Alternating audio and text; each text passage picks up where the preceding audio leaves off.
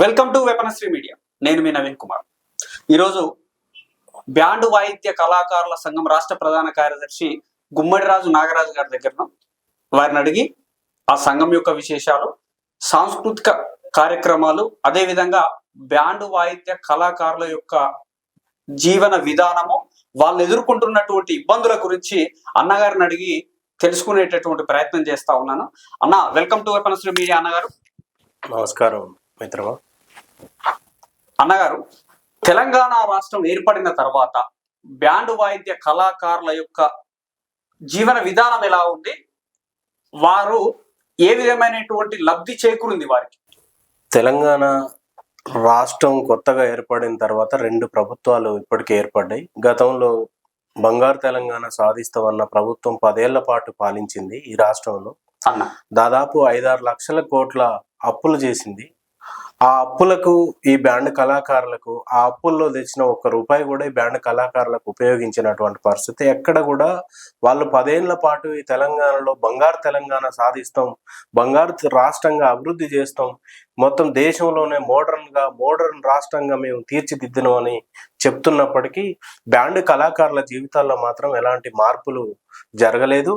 వాళ్ళ జీవితాల్లో మార్పులు రావడానికి కావడానికి కావాల్సినటువంటి సదుపాయాలు సమకూర్చడంలో కానీ, వారిని దృష్టిలో పెట్టుకోవడంలో కానీ ఏ రకంగా కూడా తెలంగాణ ప్రభుత్వం గతంలో జరిగినటువంటిది ఈ కళాకారుల కోసం ₹1 కూడా కేటాయించినటువంటి పరిస్థితి. సంక్షేమంలో వాళ్ళు చేసినటువంటి ఖర్చులలో, వాళ్ళు ఇచ్చినటువంటి నివేదికలో ఎక్కడ చూసినా కూడా బ్యాండ్ కళాకారుల ఊసే లేనటువంటి దుస్థితి ఈ రోజు ఈ రాష్ట్రంలో ఉంది.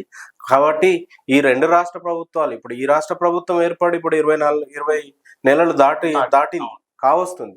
అయినప్పటికీ కూడా సాంస్కృతిక శాఖ నుండి కానీ, రాష్ట్ర ప్రభుత్వం నుండి కానీ బ్యాండ్ కళాకారులకు ఎక్కడ ప్రాధాన్యత ఇచ్చినట్టుగా కనపడలేదు.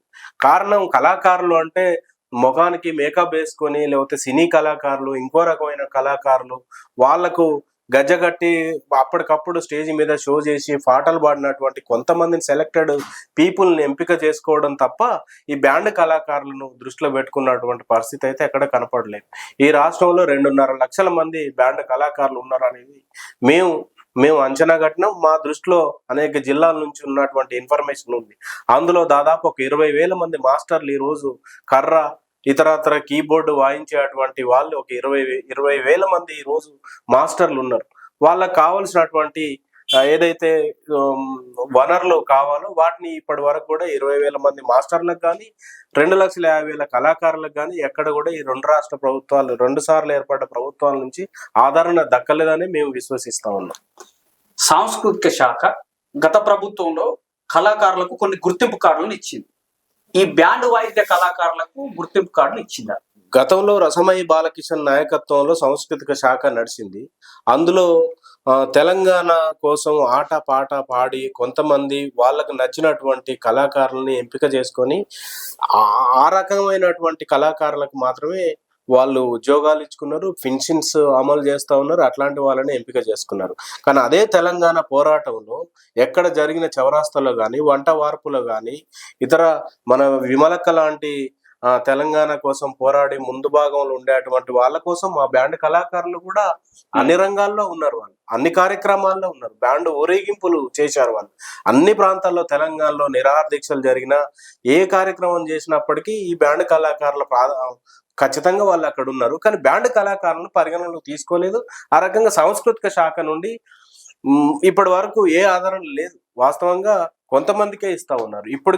ఇప్పుడు దాన్ని మార్చాల్సినటువంటి అవసరం ఉంది. ఆ దిశగా మా సంఘం ప్రయత్నం చేస్తా ఉన్నాం. మేము అన్నగారు, ఇప్పుడు ఈ ఆధునిక పోకడలు ఏదైతే యువత ఉన్నదో డీజేలకు ఎక్కువ ఇంపార్టెన్స్ ఇస్తా ఉన్నది. ఈ డీజేలు రావడం వల్ల కళాకారులు ఎదుర్కొంటున్నటువంటి ప్రధానమైనటువంటి ఇబ్బందులు ఏం చెప్తారు? పెద్ద దుష్పరిణామంగా చూడొచ్చు డీజేను మనం. ఎందుకంటే డీజే వల్ల సౌండ్ పొల్యూషన్ పెరుగుతా ఉంది. లేదు మన ప్రభుత్వం, లేదు ఇతర సామాజిక మేధావులు దాన్ని పరిశీలించినప్పటికీ శబ్దాన్ని నిరంతరాయంగా ఉండే ప్రాంతాలను సర్వే చేశారు, శబ్దం లేని ప్రాంతాలని సర్వే చేశారు. అట్లా శబ్ద కాలుష్యం ఉన్న ప్రాంతాల్లో 10 మందిలో 8 మందికి చెవి వినికిడి సమస్యలు, గుండె సమస్యలు, ఇతరత్ర అనారోగ్య సమస్యలు ఈ శబ్ద కాలుష్యం వల్ల ఏర్పడాయి అని చెప్పి మనకు మేధావుల నుంచి ఉన్నటువంటి ఇన్ఫర్మేషన్. అదే ఈ రోజు ఆ పరిణామాలు ఎదురవుతా ఉన్నాయి. ఎక్కడ డీజే జరిగినా, లేకపోతే ఎక్కడ కార్యక్రమం జరిగినా అక్కడ మహిళలు, లేకపోతే ఇతర వృద్ధులు, ఇతర గుండె జబ్బులు ఉన్న వాళ్ళు మరణాలు కూడా సంభవిస్తా ఉన్నాయి. దాంతో పాటు బ్యాండ్ కళాకారుల్లో కూడా ఆ రోజు నైట్ ఊరేగింపు తర్వాత, ఆ రోజు కార్యక్రమం తర్వాత తను రాత్రి 3 గంటలకు 2 గంటలకు వచ్చి నిద్రపోతుంటూ ఆ నిద్రలోనే మరణించేటువంటి కళాకారుల మరణాలు కూడా మా కళాకారుల్లో జరిగినాయి. అంటే డీజే పరిణామం, డీజే చాలా శబ్ద కాలుష్యం, అది చాలా ప్రమాదకరమైనటువంటి కాలుష్యం. కాబట్టి ఆ శబ్ద కాలుష్యాన్ని నివారించాలని చెప్పి మేము సంఘంగా కూడా డిమాండ్ చేస్తా ఉన్నాం. డీజే వల్ల కళాకారులకు నష్టం జరుగుతుంది. రెండవది, ఈ డీజే రాకముందుకు గ్రామీణ ప్రాంతంలో 10 మందో 12 మందో ఒక ట్రూపుగా ఉన్నటువంటి కళాకారులు ఇప్పుడు 3కి పరిమితమైంది. ఏమంటే డీజే పెట్టుకోవడం వల్ల ఒక 2-3 ఐరన్ కుండలు అవి తీసుకురావడం వల్ల అయిపోతా ఉంది. కాబట్టి మిగతా 7 మందికి ఈ రోజు ఉపాధి కోల్పోతా ఉన్నారు. అది పెద్ద సామాజిక సమస్యగా, ఈ ఉపాధి కోల్పోయి తను రోడ్డు మీద పడే సమస్యగా అది ఎదురవుతా ఉంది. దాన్ని ప్రభుత్వం గుర్తించట్లేదు. కారణం, రాజకీయ పార్టీలకు ఒక నీతి, ప్రజలకు ఒక నీతి అన్నట్టుగా మొన్న పోయిన ఎలక్షన్స్ లో వినాయక చవితి మండప కన్వీనర్ గారే చెప్పారు. దాన్ని ఏంటంటే, మేము డీజేను ప్రభుత్వం నిషేధించాలంటుంది, దానికి మేము సపోర్ట్ చేస్తా ఉన్నామని చెప్పారు. ఓకే, దానికి యాక్సెప్టెడ్. మేము కూడా సిటీ కమిషనర్ గారికి ఇచ్చాం, డీజే రద్దు చేయాల్సిందే, కానీ దాంతో పాటు ఫ్యాడ్ బ్యాండ్ కు, మాన్యువల్ గా జరిగే ఫ్యాడ్ బ్యాండ్ కు అనుమతి ఇవ్వండి అని చెప్పి మేము కూడా అప్పీల్ చేసాం. ఆ రకంగా 2 బాక్సులకే అనుమతి ఇచ్చారు. అది ఈసారి జరిగింది. మరి వినాయక చవితిలో ప్రజలకు సంబంధించిన సమస్యగా చూసి, లేకపోతే శబ్ద కాలుష్యంగా చూసి బంద్ చేయడం పోలీసులకు ఇది సరికాదు. అది రాజకీయ పార్టీ ఎలక్షన్స్ లో కూడా, రాజకీయ పార్టీ బహిరంగ సభల్లో కూడా అది డీజేని రద్దు చేయాల్సిందే. ఈ రాష్ట్రంలో డీజే వ్యవస్థను సమూలంగా డీజేని రద్దు చేసి కళాకారులకు ఉపాధి కలిగేటట్టుగా తీసుకోవాలి. ఆ వచ్చినటువంటి టెక్నాలజీ ఉపయోగపడాలి తప్ప నష్టం చేయకూడదని చెప్పి మేము కోరుతా ఉన్నాం. నాగరాజు గారు, పోలీస్ వ్యవస్థ నుండి కళాకారులు ఏ విధమైనటువంటి ఇబ్బందులను ఎదుర్కొంటా ఉన్నారు? ఇది చాలా పెద్ద సమస్య అండి. ఎందుకంటే పోలీసులే కాదు, ఈరోజు బ్యాండ్ కళాకారులు అంటే ప్రజలకు కూడా చిన్న చూపే. మామూలుగా సామాన్యులను కూడా చూసినట్టుగా చూడరు. బ్యాండ్ కళాకారులు అంటే చాలా అవహేళనగా చూస్తారు. ఓ బ్యాండ్ మేళమా అనేటువంటి తక్కువ చూపుతో చూసే ఒక అలవాటు మాత్రం ఇక్కడ మేము కూడా గమనించాం. చాలా చోట్ల మా సంఘ నాయకులతోని హోటల్కి పోయినప్పుడు, లేకపోతే ఇంకో చోట పోయినప్పుడు వీళ్ళు బ్యాండ్ మేళం గాల అనేటువంటి చిన్న చూపు చూసే ధోరణి సమాజంలో ఉంది. దానికి తోడు పోలీసులు అంటే ఇంకా అసలు లెక్కే లేదు. బ్యాండ్ కళాకారులు అంటే మనుషుల్లాగా కూడా చూడనటువంటి దుస్థితి ఉంది. ఈ హైదరాబాద్ లాంటి చోట్ల వాళ్ళు పర్మిషన్ తీసుకున్నప్పటికి కూడా ఏదైనా ప్రాంతంలో కంప్లైంట్ వస్తే ఆ పోలీసులు అప్పటికప్పుడు వచ్చి వాళ్ళని కన్విన్స్ చేసి, బాబు మీ మీద కంప్లైంట్ వచ్చింది, మీరు ఇక్కడ ఇంత సౌండ్ పొల్యూషన్ పెట్టకూడదు అని చెప్పి వాళ్ళకి అర్థమయ్యేటట్టు చెప్పి బంద్ చేయాల్సినటువంటి అవసరం ఉంది. కానీ అలా చేయకుండా దాడులు చేస్తూ, దౌర్జన్యంగా వాళ్ళ మీద ఉరికించుకుంటా, భయభ్రాంతలకు గురి చేస్తూ, పోలీసులు వస్తున్నారంటేనే భయపడేటట్టుగా, వెన్నులో వణుకు పుట్టేటట్టుగా బ్యాండ్ కళాకారులను ఈ రోజు అట్లా రకంగా ట్రీట్ చేస్తూ ఉన్నారు. దాంతో పాటు గత 3 ఏళ్ల క్రితం మెహదీపట్నం ప్రాంతంలో ఈ సికింద్రాబాద్ కు సంబంధించినటువంటి శ్రీనివాస్ అనే మాస్టర్ కొడుకే అక్కడ కీబోర్డు వాయిస్తున్నటువంటి అతన్ని వెంటబడి కొట్టడం వల్ల అతను కీబోర్డ్ వదిలేసి ఉరికే ప్రమాదంలో రోడ్డు మీదనే గుండె ఆగిపోయి చనిపోయినటువంటి దుస్థితి ఈ రాష్ట్రంలో మన దగ్గర జరిగింది. అది పోలీసులు దాన్ని కప్పిపెట్టారు, ఎక్కడ బయటికి రాకుండా చేశారు. అలాంటి ఘటనలు రాష్ట్రంలో చాలా జరుగుతూ ఉన్నాయి. పోలీసుల నుండి వాస్తవం కళాకారులకి చాలా ఇబ్బందులు ఎదుర్కొంటా ఉన్నారు. పోలీసులు పర్మిషన్ తీసుకున్నప్పటికి కూడా బెదిరించి, పోలీసులతో పర్మిషన్ తీసుకున్నప్పటికి కూడా వెహికల్ సీజ్ చేసి, మీకు పర్మిషన్ ఇవ్వలేదని చింపేసి అనేక సార్లు కోట్ల చుట్టూ వెహికల్ పెట్టి వేల రూపాయలు నష్టం చేసేటువంటి పరిస్థితి కళాకారులకు ఉంది. వాళ్ళకి వచ్చేదే ఆదాయం కొంత. ఆ ఆదాయాన్ని తీసుకుపోయి కోట్ల ఫీజు అని, పోలీసులు అని చెప్పి చుట్టూ తిప్పుకొని వాళ్ళని ఇబ్బందులు పెట్టి, ఇటీవల కాలంలో జగదీర్గుట్టలో లంచం తీసుకొని దొరికినటువంటి ఘటన కూడా మీడియాలో వచ్చింది. ఆ రకంగా పోలీసులు బ్యాండ్ కళాకారుల నిర్బంధాలు ఆపాలి. పోలీసులు బ్యాండ్ కళాకారులు పెట్టేటువంటి దాని నుంచి కొంత వాళ్ళు కూడా మానవతా దృష్టితో చూడాలని చెప్పి నేను కోరుతాం. బరాత్ సందర్భంగా కళాకారులు ఏ విధమైనటువంటి ఇబ్బందులు ఎదుర్కొంటారు? అవును, బరాత్ సందర్భంగా ఇంతకుముందు చెప్పినటువంటి ఈ సౌండ్ పొల్యూషన్ తో పాటు ఈ బరాత్ సందర్భంగా ఎవరైతే కస్టమర్లు ఉంటారో, ఈ కస్టమర్లు వాళ్ళు ఆ పెళ్లి పెళ్ళి అంటేనే ఆనందం. వాళ్ళ ఇంట్లో గత 20 సంవత్సరాల నుంచి పెంచుకున్న అమ్మాయో అబ్బాయో వాళ్ళకి ఆనందంగా వాళ్ళు ఊరేగింపు చేయాలనేటువంటి దాని మీద వాళ్ళకి కొంత మద్యం సేవించడం ఇటీవల కాలంలో అది కామన్ అయిపోయింది. ఆ మద్యం మితిమీరిన మద్యం సేవించడం, ఒక బ్యాచ్ వచ్చి ఎగిరి ఒక బ్యాచ్ వచ్చి డాన్స్ చేసి అక్కడ పోయి రెస్ట్ తీసుకొని ఆ బ్యాచ్ మళ్ళీ లేచి వచ్చే వరకు ఇక్కడ ఇంకొక బ్యాచ్ డాన్స్ చేసి ఇట్లా రాత్రింబవళ్ళు అంటే రాత్రంతా వాళ్ళని ఊపిరాడకుండా ఇబ్బందులు పెడతా ఉన్నారు. అసలు వాళ్ళు మాట్లాడుకున్న టైమింగ్స్ వేరు, కానీ అక్కడ కొనసాగింపు టైము వేరు. 10:30, 11కు ముగియాల్సినటువంటి బరాత్ ఏదైతుందో రాత్రి 3 అయినప్పటికీ కూడా దాన్ని ముగియడానికి వాళ్ళు ఇష్టంగా ఉండరు. కావాల్సినంత మద్యం సేవించుకోవడం, తెప్పించుకోవడం, ఇటీవల పెరిగినటువంటి పబ్ కల్చరో ఇంకో కల్చరో, వాళ్ళ శరీరం అలసిపోతే అవసరమైతే రెస్ట్ తీసుకొని వచ్చి మళ్ళీ డాన్స్ చేసే కల్చర్ ఇక్కడ పెరిగింది. దాన్ని ప్రతిఘటించే పరిస్థితి ఉండదు, దాన్ని క్వశ్చన్ చేసే పరిస్థితి ఉండదు. ఒకవేళ చేస్తే వాళ్ళ నుంచి కూడా దాడులు ఎదురవుతూ ఉన్నాయి. అట్లాంటి వాటికి పోలీసులు మాకు సహకరించాలి. అక్కడ జరుగుతున్నటువంటి టైం లిమిట్స్ ఏదైతుందో ఆ లిమిట్స్ జరిగింది కస్టమర్ వల్ల, వాళ్ళ కుటుంబ సభ్యుల వల్ల జరిగినటువంటి దాన్ని కారణంగా చూపెట్టి బ్యాండ్ కళాకారుల ఐటమ్స్ మెటీరియల్ వెహికల్స్ తీసుకుపోయే ప్రయత్నం పోలీసులు చేస్తారు. దానికి కారకులైనటువంటి వాళ్ళను క్వశ్చన్ చేసే పరిస్థితి పోలీసుల దగ్గర ఉండదు. కాబట్టి ఏ రూపంలో చూసినా మా బ్యాండ్ కళాకారులకి ఇబ్బందులు ఎదురవుతా ఉన్నాయి. అన్నగారు, కళాకారులు ఏదైతే కార్యక్రమం నిర్వహణ కోసం వెళ్లే సందర్భంలో రోడ్డు ప్రమాదాలు జరుగుతూ ఉన్నాయి, అదే విధంగా అనారోగ్య సమస్యలు ఎదురవుతా ఉన్నాయి, యాక్సిడెంట్లు అవుతా ఉన్నాయి. మీరు ఎట్లా చూస్తారు? ఇప్పుడు రోడ్డు యాక్సిడెంట్లు ఒక పెళ్లి ఒక దిక్కు వాయించుకొని అదే రోజు మళ్ళీ ఇంకో దిక్కు ఆ రకంగా వాళ్ళు ముందే బుకింగ్లు జరుగుతూ ఉంటాయి. ఆ బుకింగ్లకు తప్పకుండా అందాల్సిందే, ఎందుకంటే వాళ్ళు పిలుస్తూ ఉంటారు, వీళ్ళు ఇక్కడ టైము ఎక్స్టెండ్ అవుతూ ఉంటది. దీన్ని కవర్ చేసుకోవడానికి తను వెళ్తున్న రోడ్లో ఏముంది, తన రోడ్డు సాపిగా ఉందా, ఎట్లుంది అనేటువంటిది రాత్రిళ్ళు కనపడనటువంటిది. కానీ అతను టైం దృష్టిలో పెట్టుకొని ప్రయాణం చేస్తున్నటువంటి క్రమంలో ఇటీవల కాలంలో మన రైతులు ధాన్యం ఆరబోస్తూ ఉన్నారు. మన రాళ్ళు ఇతర అవి ఆ ధాన్యానికి అడ్డుగా వేస్తున్నా ఉన్నారు. దాంతో పాటు కొన్ని చోట్ల యాక్సిడెంట్లు కూడా సహజంగా కూడా జరుగుతూ ఉన్నాయి.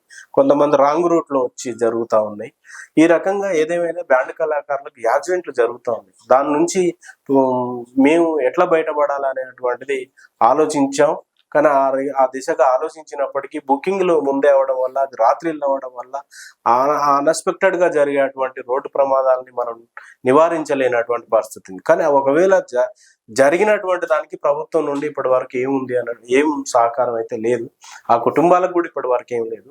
అదే రకంగా ఈ బరాత్ సందర్భాల్లో ఈ డీజే సౌండ్ వల్ల వాళ్ళు కస్టమర్స్ చేసినటువంటి దాంట్లో వీళ్ళు కూడా మద్యం సేవించడం వల్ల వచ్చే అనారోగ్య సమస్యలు కూడా ఉన్నాయి.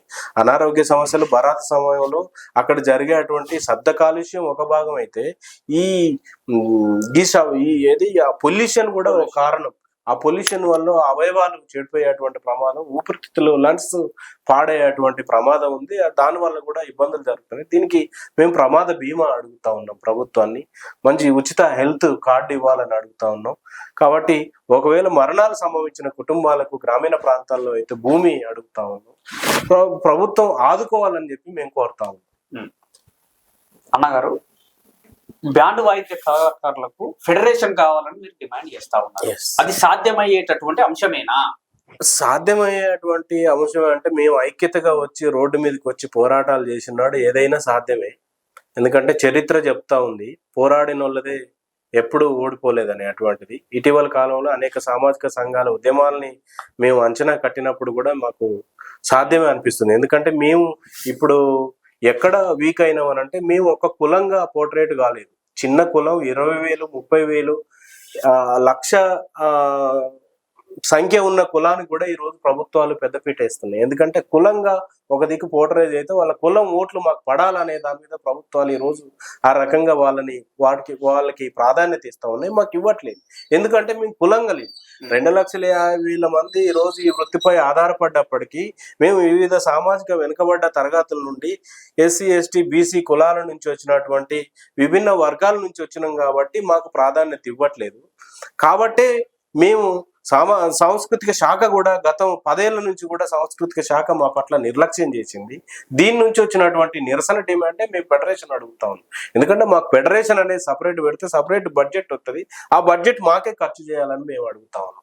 అందుకోసమే సాంస్కృతిక శాఖ మా పట్ల నిర్లక్ష్యాన్ని మేము సహించలేక ఫెడరేషన్ అడగడం జరుగుతుంది. కానీ సాంస్కృతిక శాఖ మాకు అన్ని రకాలుగా ఇతర కళాకారులకు ఎట్లా చూస్తుందో ఆ రూపంలో మాకు చూస్తే మేము ఫెడరేషన్ అడిగే వాళ్ళం కాదు.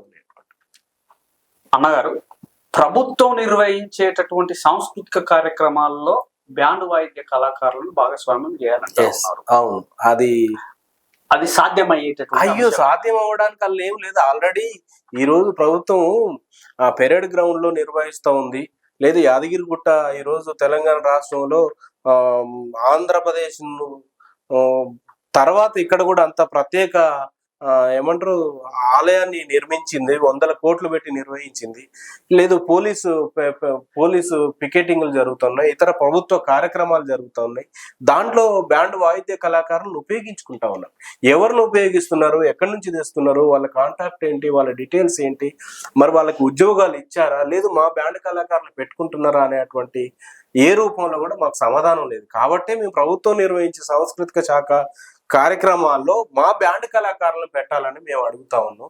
ఈరోజు ఈ బ్యాండ్ కళాకారులు డీజే వచ్చిన తర్వాత వచ్చినటువంటి మార్పులు ఏంటంటే మాస్టర్లు కూడా కూలీలుగా మారినటువంటి దుస్థితి ఉంది. ఈ పట్టణ ప్రాంతాల్లో సేట్లు డెవలప్ అయ్యారు. ఈ సేట్లు ఏంటంటే 10 మందినో 20 మందినో వర్కర్లను తీసుకొచ్చి కాంట్రాక్ట్ బేసిక్ గా 1000-500 కూలీగా ఇచ్చి వర్క్ చేయించుకొని తను లాభాలు ఆర్జించే వ్యక్తిగా ఈ రోజు దీంట్లో మార్పులు జరిగినాయి. దాని నుంచి బయటపడాలంటే సాంస్కృతిక శాఖ కార్యక్రమాల్లో నేరుగా కళాకారులను మాస్టర్లనే భాగస్వామ్యం చేయాలని చెప్పి మేము కోరుతాం. నాగరాజు గారు, వృత్తి శిక్షణ కేంద్రాలను ఏర్పాటు చేయాలంటా ఉన్నారు. అవునండి. ఎట్లా, ఏ విధంగా చేయాలి? శిక్షణ కేంద్రాలను ఏ విధంగా ఏర్పాటు చేయాలి? నిర్మాణం ఏ విధంగా ఉండాలి? డీజేను తగ్గించి బ్యాండ్ కళాకారులకు వృత్తి శిక్షణ కేంద్రాలు ఇవ్వాలని మేము అడుగుతా ఉన్నాం.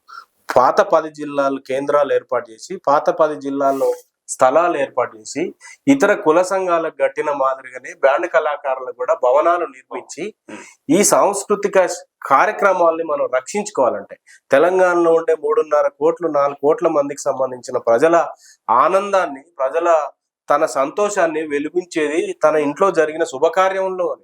తను ఏ రూపంలో ఉన్నాడో తన ఇంట్లో కార్యక్రమం జరిగినప్పుడు ఆ బ్యాండ్కి సంబంధించిన బ్యాండ్ మేళానికి సంబంధించినటువంటి ఆ శబ్దంలో ఈరోజు బోనాల పండుగ చూసినా, ఈరోజు వినాయక చవితి చూసినా, లేదా ఇతర ఇంకా ఏ ఊరేగింపు చూసినా తెలంగాణలో ఉండే ప్రజలందరినీ ఆనందింపజేసేది ఒక బ్యాండ్ కళాకారులే. కాబట్టి అలాంటి బ్యాండ్ కళాకారులు ఉండాలి. కాబట్టి వాళ్ళకి శిక్షణ కేంద్రాలు, కొత్త వచ్చే యువతకు కూడా మనం ప్రాధాన్యత ఇచ్చి శిక్షణ కేంద్రాలు ఏర్పాటు చేయాలంటే మనకు ఉమ్మడి 10 జిల్లాల్లో కార్యాలయాలు ఏర్పాటు చేయాలి. ప్రభుత్వమే సొంతంగా నిర్వహించి శిక్షణ కేంద్రాలు ఏర్పాటు చేసేందుకు బడ్జెట్ కేటాయించాలని కోరుతా ఉన్నాం. బ్యాండ్ వాయిద్య కళాకారులు వారి జీవన విధం మెరుగుపడాలంటే ప్రభుత్వం నుండి ఎటువంటి సహాయ సహకారాలు కావాలని మీరు ఆశిస్తా ఉన్నారు? 1000 కోట్లు ప్రభుత్వం కేటాయించాలి. ఈ రాష్ట్రంలో ఉండేటువంటి కళాకారులు ఎవరైతే ఉన్నారో వాళ్ళు ట్రూప్ పెట్టుకోవడానికి బ్యాంకుతో సంబంధం లేకుండా, అది సాంస్కృతిక శాఖ నుండా సపరేట్ ఫెడరేషన్ పెడతారా, ఏ రూపంలో పెట్టినా మేము రాష్ట్ర సంఘంగా మేము ఐడెంటిఫై చేసినటువంటి ఐడెంటిటీ కార్డులు ఉన్న కళాకారులను గతంలో ఈ సంవత్సరం జూలై 16న హన్మకొండలో జరిగినటువంటి సదస్సులో మన సాంస్కృతిక సారథి వెన్నెల గారు హాజరయ్యారు. అన్నా, మీరు చెప్పినటువంటి ఏదైతే ఆ కళాకారులు ఎంతమంది ఉన్నారో లెక్కలు తీయండి అని చెప్పి మాకు ఒక విషయం చెప్పారు అక్కడ. ఆ రకంగా మేము ఐడెంటిటీ కార్డులో ప్రక్రియ ఇప్పటికే మొదలు పెట్టినాం. ఈ ఐడెంటిటీ కార్డులు ఉన్నటువంటి వాళ్ళను ప్రభుత్వం గుర్తించి వాళ్ళకి సబ్సిడీ, బ్యాంకు లోన్ లేకుండా, అంటే బ్యాంకు లింక్ లేకుండా నేరుగా 100% సబ్సిడీతో వాళ్ళకు రుణాలు అందజేయాలి.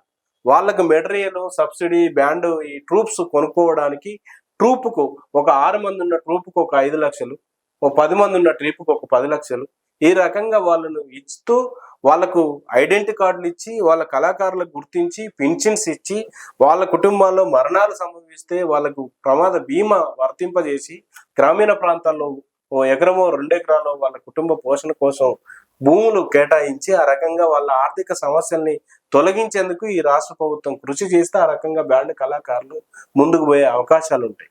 కానీ గత పదేళ్లలాగా మాటలకే పరిమితమై, కాగితాలకు పరిమితమై కళాకారులను ఈ రోజు పట్టించుకున్నటువంటి దుస్థితి ఉంటే కనుక మరింత మేము వెనుకబోయే ప్రమాదం ఉంది. కాబట్టి ఇప్పటికైనా ఈ రాష్ట్ర ప్రభుత్వాలు గుర్తించాలని, ఆ రకంగా ఆర్థికంగా అభివృద్ధి పరచాలని చెప్పి తెలంగాణ బ్యాండ్ వాయిద్య కళాకారుల సంఘంగా మేము డిమాండ్ చేస్తా ఉన్నాం.